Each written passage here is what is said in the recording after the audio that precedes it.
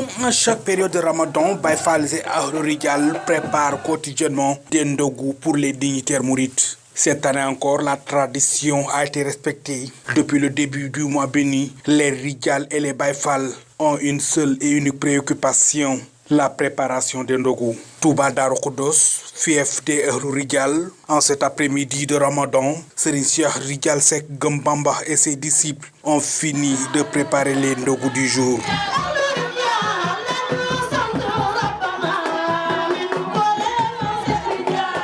Avant d'acheminer les repas chez la famille de Serigne Mouhamadou Moustapha Mbacké, le premier khalife général des Mourides, quelques minutes d'échange entre le marabout et ses talibés.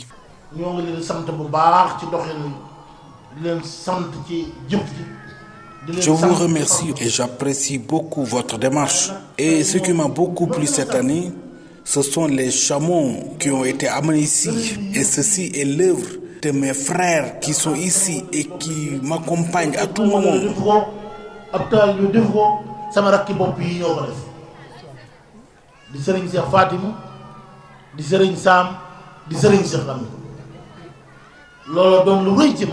Et ça me donne encore du courage. Ça me fait beaucoup plaisir. Et pour moi, c'est une source de motivation pour servir Serigne Touba.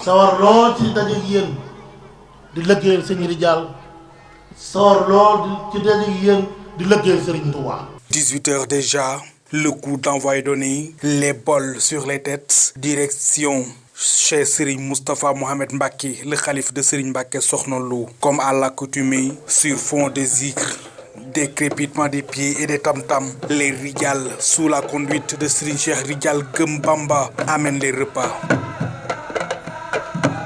L'historique des ndogu chez les Rijal est raconté ici par Serigne Cheikh Ami Rijal Seck. Mam Rijal avait démarré les ndogu. C'était au temps de Serigne Touba Cheikh Ahmadou Bamba. C'est lui qui lui avait demandé de préparer ses repas. Après Serigne Rijal, Cheikh Fatim, son deuxième khalife, a continué le geste.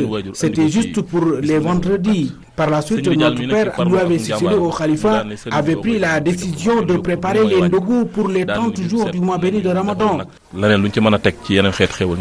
Chez la famille de Mame Cheikh Ibrahima Fall, la situation est identique. De Touba à Diourbel, en passant par Mbacké, les Baye Fall n'observent aucun temps de répit. Ils sont toujours en action pour la préparation des ndogu, une tradition qui date du temps de Serigne Touba Cheikh Ahmadou Bamba.